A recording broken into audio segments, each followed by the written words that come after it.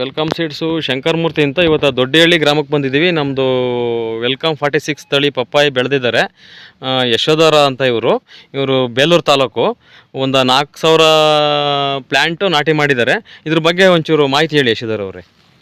ಈಗ ಎಷ್ಟು ದಿನಕ್ಕೆ ನಾಟಿ ಮಾಡಿದ್ರಿ ವೆಲ್ಕಮ್ 46? ನಾವು ಸೆಪ್ಟೆಂಬರಲ್ಲಿ ಗಿಡ ಹಾಕ್ಸಿದ್ವಿ, ನರ್ಸರಿಲಿ ಬೀಜ ಹಾಕ್ಸಿದ್ವಿ ಸೆಪ್ಟೆಂಬರಲ್ಲಿ.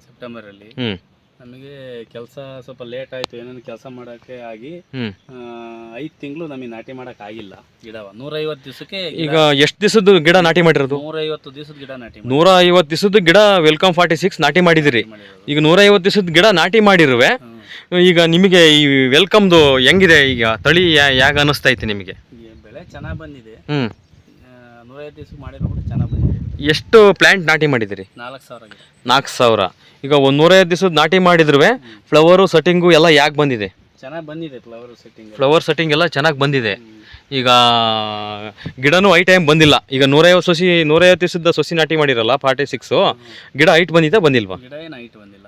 ಈಗ ಗಿಡ ಎಲ್ಲ ಹೆಲ್ದಿ ಆಗಿದೆ, ಚೆನ್ನಾಗಿದೆ. ಈಗ 150 ದಿವಸದ್ದು ನಾಟಿ ಮಾಡಿದ್ರು ಚೆನ್ನಾಗಿ ಬಂದಿದೆ ಅಂತ ನಿಮ್ಮ ಅಭಿಪ್ರಾಯ? ಈಗ ವೆಲ್ಕಮ್ 46 ತಳಿ ರೈತರು ಹಾಕ್ಬೋದಾ ಹೆಂಗೆ ನಿಮ್ಮ ಪ್ರಕಾರ? ಈಗ 150 ದಿವಸದ್ದು ಹಾಕಿದಿರ, ಬೇರೆಯವರೆಲ್ಲ 60 ದಿವಸಕ್ಕೆ ನಾಟಿ ಮಾಡ್ತಾರೆ. ನಿಮ್ಮ ಪ್ರಕಾರ ಹಾಕ್ಬೋದು. ಈಗ ನಿಮ್ಮ ಫೋನ್ ನಂಬರ್ ಹೇಳಿ ಹಂಗೆ.